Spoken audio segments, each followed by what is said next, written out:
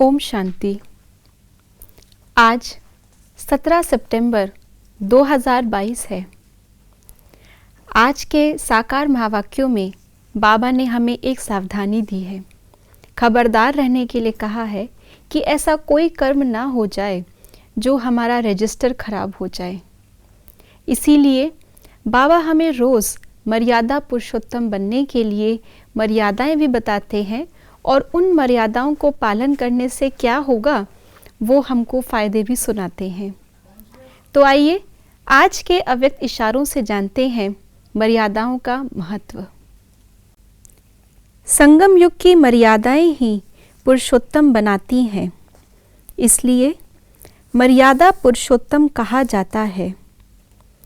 इन तमोगुणी मनुष्य आत्माओं और तमोगुणी प्रकृति के वायुमंडल वाइब्रेशन से बचने का सहज साधन ईश्वरीय मर्यादाएं हैं।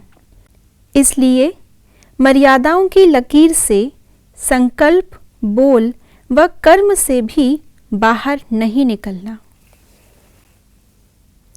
यूं तो देवताओं की महिमा है मर्यादा पुरुषोत्तम, लेकिन वैसा मर्यादा पुरुषोत्तम बनने के लिए बाबा हमें संगम युग पर मर्यादाओं के ढांचे में डाल रहे हैं। मर्यादाओं के इस ढांचे से हम लोग बन करके, पक करके वैसा आधा कल्प जिनकी महिमा होती रहे मर्यादा पुरुषोत्तम के रूप से, वैसे देवी देवता बनते हैं।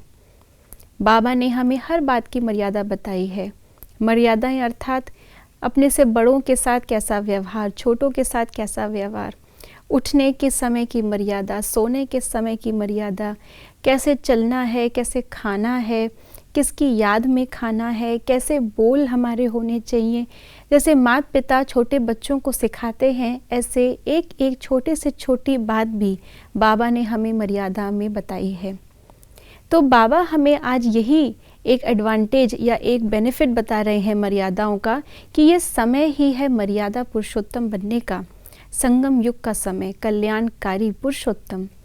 तो इस समय की जो बाकी युगों से भिन्नता है वो यही है कि ये मर्यादाएं कभी और सीखने को नहीं मिलती। संगम युग पर ही बाबा हमें पूरे कल्प के लिए मर्यादाएं सिखा कर जाते हैं और यही मर्यादाओं में जो उत्तम बनते हैं वही पुरुषोत्तम बनते हैं। इसलिए पूरा का पूरा 100% पुरुषोत्तम बनने के लिए अर्थात 16 कला संपूर्ण बनने के लिए मर्यादाओं में भी पहले हमें संपूर्ण बनना है।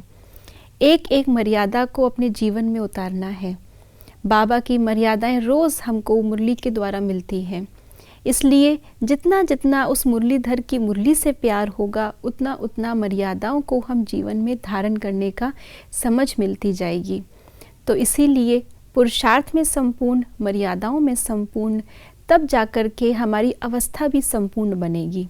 जैसे आज बाबा ने कहा कि बाहर का वातावरण तमोगुणी है, बाहर आत्माएं भी तमोगुणी हैं, प्रकृति भी तमोगुणी है। अगर तमोगुणी आत्माओं के और प्रकृति के हम प्रभाव में आ जाते हैं तो हमारे अंदर भी हम 16 कला संपूर्ण नहीं बन पाएंगे, सतो प्रधान नहीं बन पाएंगे। इसलिए इस समय के छोटे से युग की मर्यादाओं की इतनी महिमा है। तो आज सारा दिन इन मर्यादाओं पे मनन चिंतन करते हुए अपनी चेकिंग करेंगे कि क्या हम इन मर्यादाओं में संपूर्ण बने हैं। ओम शांति।